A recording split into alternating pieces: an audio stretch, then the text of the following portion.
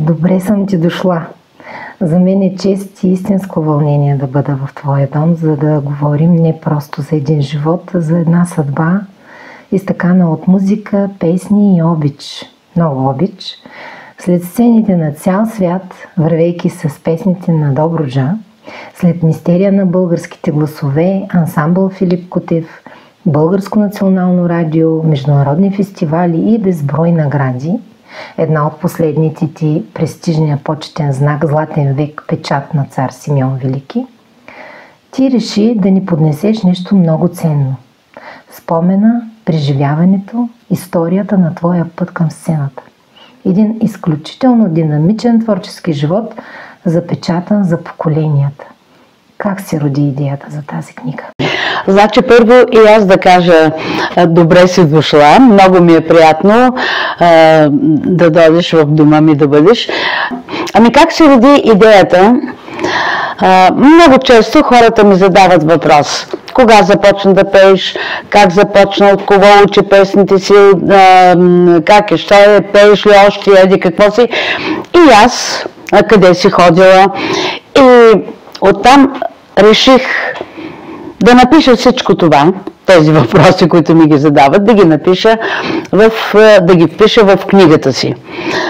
Пътят ми към сцената. Как съм тръгнала, аз съм запяла, нали, от дете, много пъти, много хора са казвали, пея от както се помня.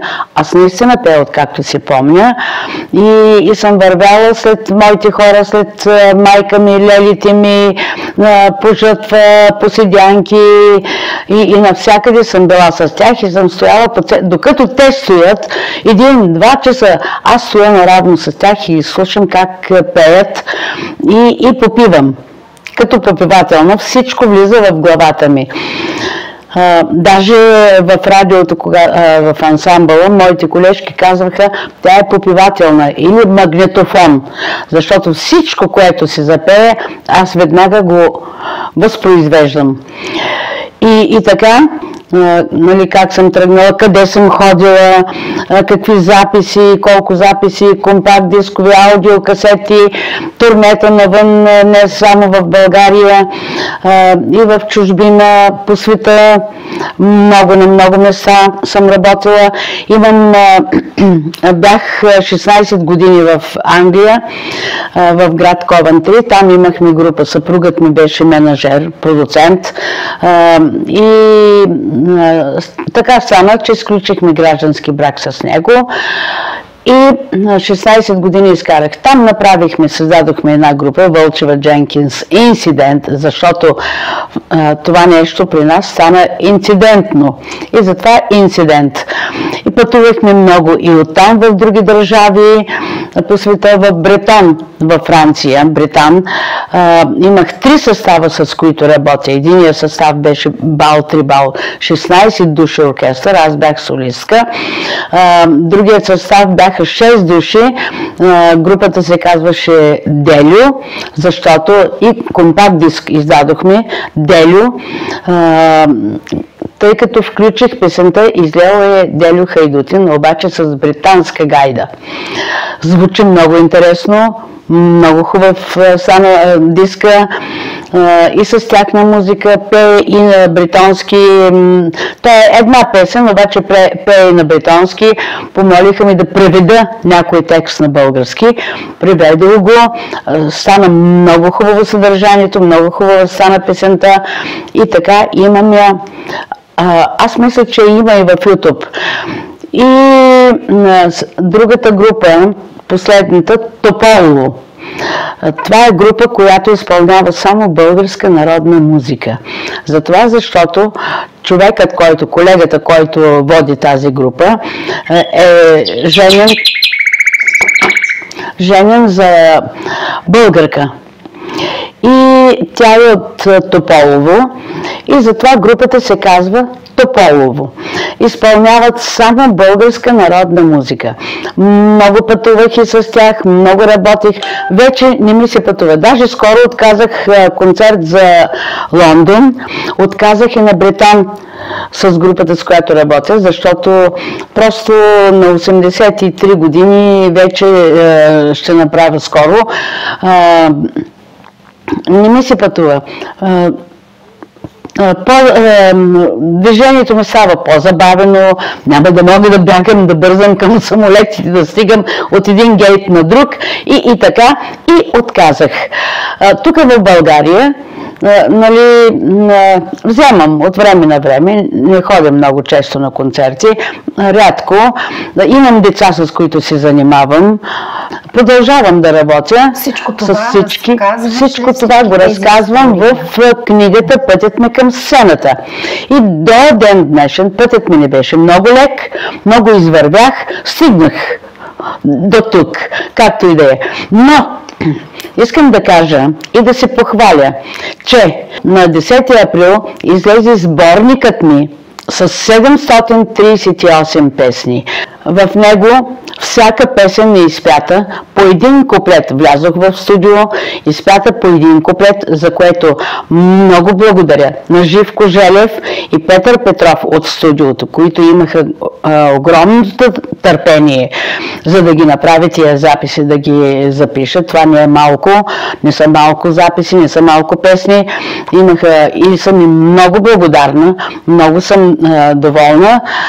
Станаха много хубаво нещата, като всяка песен е с QR код. Нали, сканира се отделно сборника и отделно може да се влезе в интернет и да се значи, да, сканира се кода, избира се песента, освен гласа ми, имат и нотите. Който чете ноти, слуша гласа, оригинала, гледа и нотите. Но разбира се, по нотите не всичко може да се изпише. Друго е, когато се слуша и оригинала. И целият ти творчески път, ти си го събрала музикален в тези сборници. Аз не съм стояла през тия години, аз съм събирала материал, обиколила съм Добруджа, Силистринско, тук Добричко, цяла Добруджа. И затова сборникът ми е наречен "Песните на моята Добруджа и България", защото имаме доста неща, нали, аз съм главанка, имаме много хора пренесени, преселени от Тракия, от Котленско, Старозагорско, село Главан, тук в Добруджа. И затова пиша и България. Много песни съвпадат и текстово, и мелодично, даже и диалекта.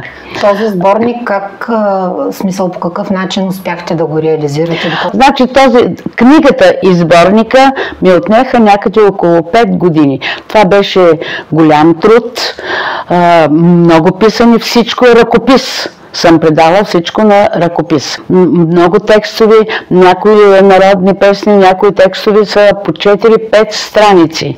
Не много, но има много и всичко е почти автентично. Има много песни, които аз съм създавала, аз съм автора, но ги правя така, че да звучат като една хубава българска автентична народна песен, както някога хората са ги пяли.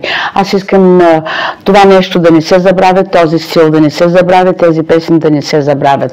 Жатварски, седенкарски, сватбарски, на трапеза, коледарски, лазарски, всякакъв вид песни има в този сборник. Кой от каквото се интересува, може да намери. Искам да кажа само, че сборникът ми е издаден с съдействието на подкрепата на Министерство за култура, читалище Димитър Дончев, град Тервел, и общината. И още веднъж да благодаря на Живко Желев и Петър Петров, които помогнаха много. И така. Но още нещо искам да благодаря и на Стефан Николаев, който е отговорен редактор на книгата ми "Пътят ми към сцената". Даже аз исках той да пише книгата и той казва: не, ти така си я написала, аз вика няма да бъда автор на това. Автора ще си бъдеш ти, както е автора и на сборника. Какво можем да кажем? Сканим всички на фестивала на занаятите и изкуствата в първия му ден на 23 май. Да. Ти ще представиш тази книга, хората ще имат възможност да се запознаят. Не само книгата, а и сборника. Да получат автограф. Да, да. И всичко това ще бъде поднесено с ансамбли и групи, носещи твоето име. Това е ансамбъла Калинка Вълчева Тервел, град Тервел. Тервел, да, детски танцов ансамбъл, плюс клуб пенсионерски Калинка Вълчева, група за автентичен фолклор в село Кладенци, Калинка Вълчева. В твоя чест на 23-ти ще пристигнат за участие и музикални школи от Варна. Това е школата на Ваня Вълкова. С изключително вълнение се присъединяват децата. Пъстър концерт с много емоции. Да. Фестивалът е 3-дневен и хората ще имат възможност да се срещнат с майстори от цялата страна. Около 60 участници, които ще представят художествени занаяти, приложни изобразителни изкуства и около 20 участия на танцови и на музикално-танцово изкуство. Да. На този фестивал ще се включат и мои възпитаници, които са последователи на всичко това, което аз съм създала и не спирам да творя и да създавам. Ще творя и ще създавам докато мога, докато очите си скупя.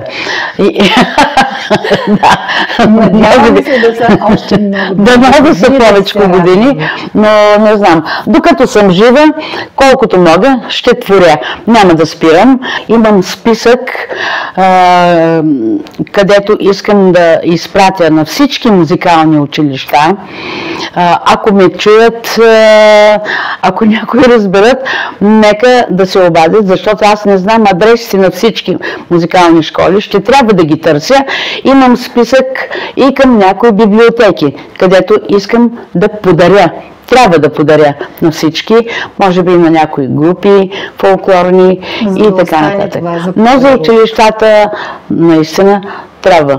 На 14 май бях в БНТ 1 в Иденашинската музика за представяне на сборника и книгата. Ще се излъчва на 7 юни. Може, който иска, може да гледа предаването. Мисля, че ще бъде много интересно, много добре. Да. Благодаря ти много. За край на това прекрасно интервю искам да те попитам каква е тайната на твоята младост. Как на 83 години изглеждаш в такава добра кондиция? Невероятно излъчване. Очите ти светят като звездички. Как се достига това? Да. Каква е тайната? Откакто си помня, аз го казах, не съм спирала да пея, не съм спирала да пътувам, да бъда сред много хора, сред народа, сред моите почитатели, които много обичам, много уважавам, много ценя. Винаги съм била много щастлива, когато застана пред публиката си и когато погледна очите им и хората колко са щастливи, когато аз им запея. Защото аз не само пея, аз и разказвам. Опитвам се всяка картина, всяка песен да я изпея така, че да изглежда като един добре написан разказ, да изглежда като една много добре нарисувана картина. Искам и винаги съм искала хората да ме разберат и да бъдат заедно с мен, когато аз пея. Хора, пейте, танцувайте, смейте се, бъдете винаги весели, макар и понякога да има тъжни моменти, но се опитвайте да ги преживявате тези неща, изключвайте ги, усмихвайте се и вървете с усмивка напред. Уважавайте се, бъдете винаги заедно и добри. Да. Още веднъж да поканим всички на 23-ти. В началото фестивала се открива в 11 часа и от 16 часа ще имате удоволствието да се насладите на концерта, който се организира специално за представянето на книгите на добруджанската жива легенда Калинка Вълчева. И нека всички да бъдат добре дошли.